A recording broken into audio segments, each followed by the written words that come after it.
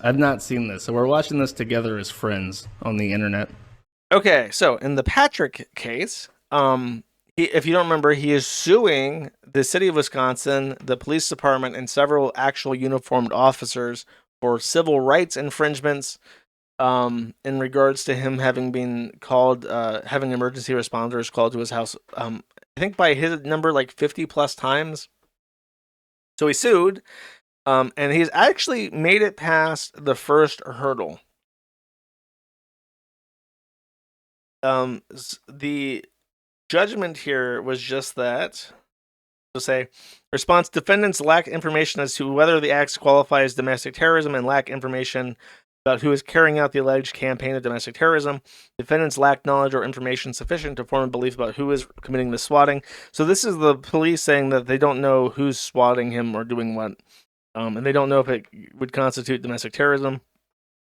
This response seems like it's a interrogatory when you submit like your questions to a defendant.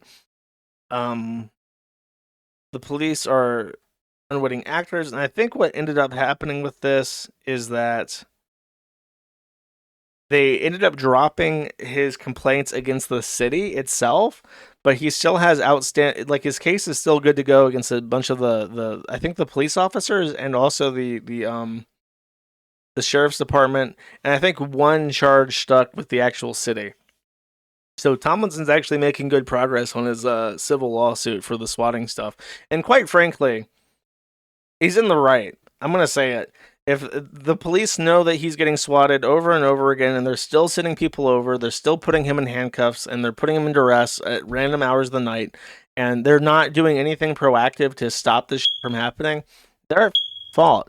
And it would be just desserts if people who were swatting him, because they hate him so much, ended up giving him like $1 million settlement.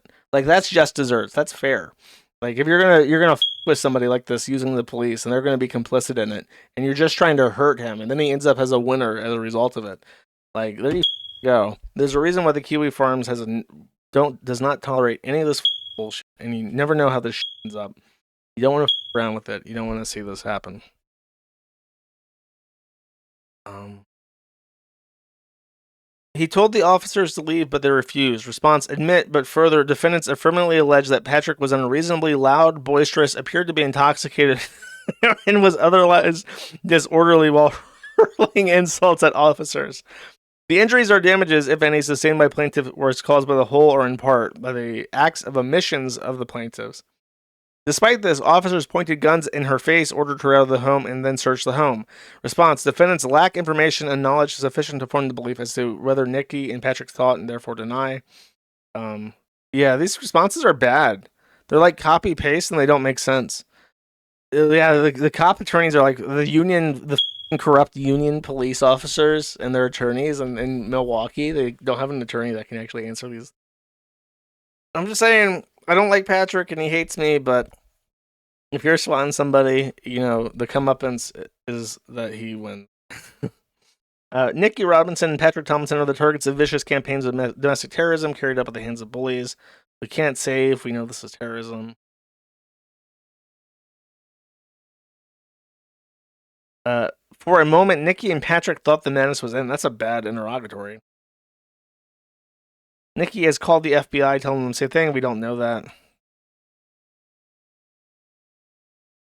I thought this would be the judgment where it says that the which cages were dropped. But in summary of this is that their defense is that Patrick was like a retard, so they were in the right, which is probably your best defense. That's stupid.